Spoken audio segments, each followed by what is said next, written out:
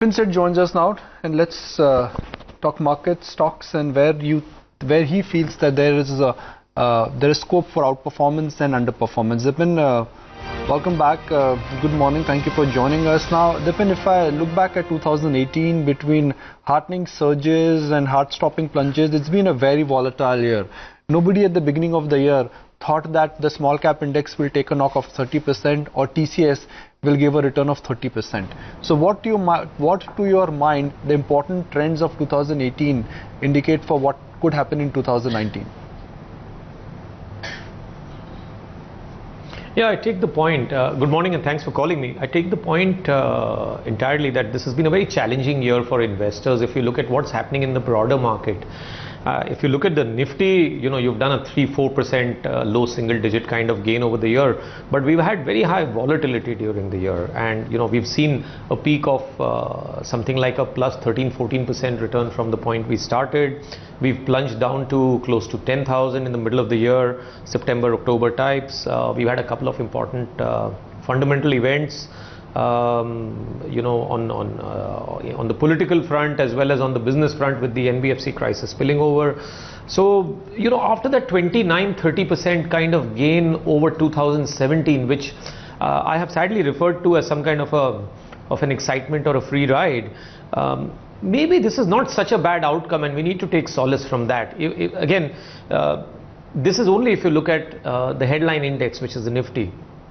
But the broader markets, there is a veritable carnage out there. In fact, if I'm not mistaken, there's a recent study which says that the skew has only gotten worse across 2018, and what was costly has become even costlier on a relative basis as we moved across the year. Maybe finally we might be at a stage where some value hunting is called for, and I think that's perhaps the mindset with which we need to approach 2019. It doesn't mean that we go down the quality curve. Of course, the argument is that quality is almost everywhere very costly, but that may not necessarily be the case. So I think the way the setup for 2019 looks to me like a call for hidden quality or turnarounds in cheaper stock where a performance turnaround can be bettered on, where you can make a case for a re-rating, and maybe that's the way to look at markets here. I don't think there is very big money to be made in in some of the costlier stocks. So while we might have buys on many of them as a broking house, but just look at the numbers. Lever at about 52x on F20. Titan at 31x, Havells at 39x, Britannia at 51, Kotak at 4 times price to adjusted book net of subs, despite the recent crack in the stock. So I do feel there is a value trade coming up, but one needs to be very selective. HDFC Bank at 4 times book, you can't mention it, but I can certainly I do have the liberty of mentioning that. Now, I completely agree with you that in stock market you have to buy gold at the price of silver. And right now, if you're buying some of these quality stocks, you're buying diamond at the price of gold. But the challenge, Dipen, has been that we've argued this in 2017, we've argued this in 2016, we've argued this even in 2015, that quality महंगा है, जो अच्छा है वो बहुत महंगा है. But those arguments have been futile. I mean, for those who bought these good businesses, maybe at an extended price, those have emerged as smart investors and good wealth creators. I take that criticism, and the point is that it's not that I'm asking you to go down the quality curve here. All I'm saying is that there's lots of stories out there that do deserve higher multiples or will soon deserve higher multiples if some investment thesis that brokers like us or researchers like us are betting on, if these events do play out, then there is certainly a case for re-rating. So what happens is that when you go through an earnings or a margin expansion and it is backed by a multiple or a valuation change, then you get the double whammy of a very sweet ride up. And that's, I think, the way to really make the big alpha in this market. It doesn't mean that I don't like the great companies going at high valuations. So, for example, TCS continues to be one of our top picks. We changed our mind late on that one, but we said, well, better late than never. And I feel, despite the stupendous run that TCS has posted, I think it's good for another decent run here on. Okay. Dipen, morning. Let's talk about some of the other stocks that you've liked in the past as well. ITC, and I remember that you said, this is the cheapest in the FMCG gamut. But do you have conviction that this could be the go-to story amongst the Nifty 50 names, aside of TCS that you just highlighted? Yes, and there are several reasons for this conviction or belief, and I dare say that I have mentioned some of these reasons in the past, and frankly the story hasn't changed much. If you look at ITC, yes, it's the cheapest stock in the FMCG slash C&D or consumer non-durables universe. It has been punished, and so I guess a little bit of punishment for being in a sin industry like cigarettes is par for the course. But I think it has been punished unfairly. The kind of discounts, at which it is trading to a Lever or a Britannia, or a Colgate for that matter, is simply uncalled for. We are at something like 40, 45%, 50% kind of discount, 50% discount if memory serves me right. Maybe that's a little too much. That is one bit. The other bit is that you could give it this discount when it was going through a sluggish phase in the business, even in terms of, if not in terms of earnings, then at least in terms of volume growth, which is how people look at consumer non-durable companies. So I think some of that is changing. After a 6-year volume degrowth cycle, for the last 2 quarters we've actually seen volumes coming back in the low to mid single digits at ITC, and I think that should get the pessimists onto my side. I think the tax oppression cycle which was at play, and which is what actually drove down the volumes. Now remember, ITC has stupendous pricing power, and it still managed to grow cigarette EBIT through this volume decline phase. But I guess the tax oppression cycle is coming to an end now, with GST and a visible way forward for the next 4 or 5 years in how tax will be imposed on ITC. Of course, it's not beyond the capability of any government, this one or any other one next year, to get back to tax oppression. I think that's a little unlikely after 5 or 6 years of continuous whipping. I think that should change. I think also that the non-cigarette business of ITC, so now that FMCG slash foods business is close to a $2 billion business, and we are just at about 2% or so margins there. I think that critical mass has long been crossed, and it's time ITC delivered on that front. The hotels business, which has not really done too well in the past, is poised for a very strong cyclical turnaround. So it's all coming together for ITC right now, and I think at a headline valuation of something like 24x or so on F20 numbers, there is nothing to lose in the stock. So as you move into 2019, you encounter global uncertainty, Indian uncertainty. This can be a very good place to hide. Okay, let's move away from the Nifty 50 names, and in your latest note I see an interesting name, PNC Infratech. What interests you about this story? Yeah, so it's at the other end of the risk reward spectrum, if you ask me.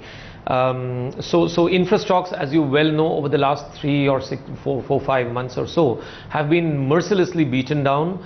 Many of them were of course trading at unfair multiples of 18 and 20x. We've seen the large names going down to less than half their peak prices, and I think there is some justification for a de-rating of multiples in the infra space.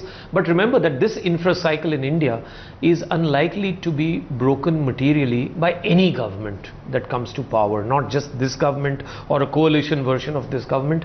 Any government has all the political dispensations in the country have figured out that spending on infrastructure has electoral benefits, if I can say so. This is one bit. 2, companies like PNC Infratech in specific are sitting at something like 7x, 8x book-to-bill ratios. They are not consuming capital like what used to happen in the earlier infra cycles. Some of these companies are very well managed, and PNC, KNR of course comes to mind also in this regard, but PNC also falls into a category where capital consumption trails growth, and in fact ROCs are therefore maintained cash flows are relatively cleaner compared to what they were in the last infra cycle.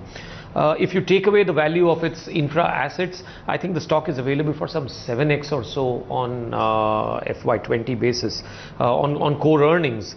The money that it requires to fund its HAM projects, which is what will really drive its top line, because it's the HAM projects which will result into much of the standalone revenues. So the 500 odd crores that it needs to invest into its HAM projects is going to probably get freed up on its balance sheet through strategic sale of its current infra asset portfolio. So I think the visibility, the confidence on execution, the fact that PNC is now moving beyond UP in a big way also, and that 8x book to bill execution strength, revenues having kind of reached some kind of a bottom in terms of year-on-year growth in the second quarter, bode very well for PNC Infratech. Of course, the headline risk is that if a new government comes in, a new political dispensation comes in, and there's a little bit of victimization that plays around, the company may go nowhere. But that's why I said it's at the other end of the spectrum in terms of risk-reward ratio. Our target price for PNC Infratech is as high as 270 rupees. Dipen, when it comes to some of the consumer durables names as well, and just what the overall outlook is, you seem to like Voltas as well within that space. Can you just take us through the rationale of this one, and would you pick out some of the other names within the sector as a whole? So sometimes, when you have a sector which has got multi-year growth potential and penetration potential, and you have a clearly established sector leader, you don't have to think too hard. Multiples may not look very exciting, and I remember the time when Lever used to trade at 40x, people were saying, well, has it really delivered all that it could have delivered? And here we are at 51x. So I think Voltas is going to go through that phase. And remember that Lever is actually in a highly penetrated category. Much of its product categories, whether it's FMC, whether it's personal products or soaps and detergents and so on, within the FMCG portfolio that it has, are reasonably well penetrated in the country. But if you look at the air conditioning market, the room AC market, we are still in mid to high single digits in this country. And obviously it's a discretionary spend for Indian households and offices, but I think it's a spend that is going to become increasingly the norm as we move forward over the next 10 years, maybe even 20. And I think some of that will obviously flow through to Voltas. So we are not, and it's the clear, category leader. It is the brand leader. It has got 15,000 touch points. It's the best positioned to benefit from this secular trend in India of Indians aspiring for more comfort in their day-to-day lives, whether at home or in the office. And it's got very high core return ratios, something like 45% ROIC, very clean cash flows. Like I said, brand leader, consistently gaining market share, well above 20%. The tie-up with Beko will again get other categories in the product mix, and I think we are not afraid to assign something like a 35x to its core air conditioning business to suggest that this should be a permanent part of any long-term portfolio in the country. There are two serious underperformers this year. One is Tata Motors, massively derated stock because of JLR and what is happening in the world. And the second, to a large extent, I would say, ITC we've already discussed. Second, to a large extent, I would say, has been Infosys. It's not done very well in comparison with TCS. What will make a comeback, Tata Motors or Infosys? So I think the fundamental, strength in the business model is much more visible right now at Infosys. For the simple reason that it doesn't have to grapple with an existential crisis anymore. God knows both companies have gone through that.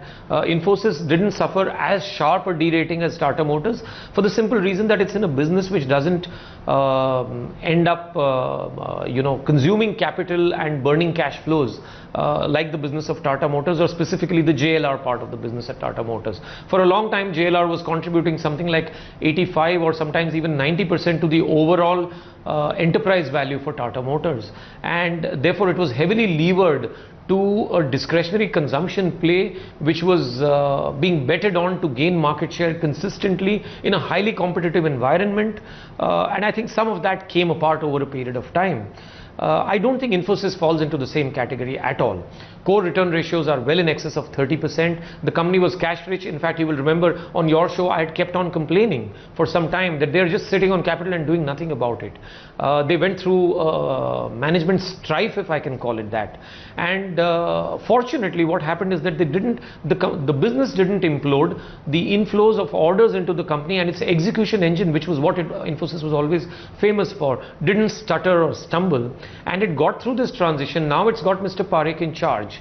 And I think the first few bits of news flow and developments that have come in from Infosys are more than encouraging. The stock has actually run up from the time it got derated in the times of its management or board strife. I think the worst is behind Infosys very clearly. It's actually set for a very good run, also driven by the fact that the end markets that it services, primarily the United States and of course large swathes of Western Europe. I think the broader economic prospects for these markets are reasonably positive even today. The transition to digital is happening slowly and steadily. Our finding is that the transition to digital shouldn't be a worry for Indian companies. Legacy is not falling off as fast as is feared. And Indian companies are picking up digital skills faster than what we or you or I would have thought. So I think that bodes well for Infosys. It's a very, very steady play for the longer term. Again, like Voltas, I think there is no way that you can avoid putting Infosys into a long-term India portfolio at this point of time. On Tata Motors, my quick comment here is that unless it gets something right in terms of getting the volumes back at JLR and controlling the margins, and that crazy capex spend, that treadmill of capex that it is sitting on, I think we are in for trouble, and that is exactly what the stock price is telling you. Dipen, been great having you on the show. Many thanks for taking time out and joining in with your view on individual stocks as well as the markets as a whole.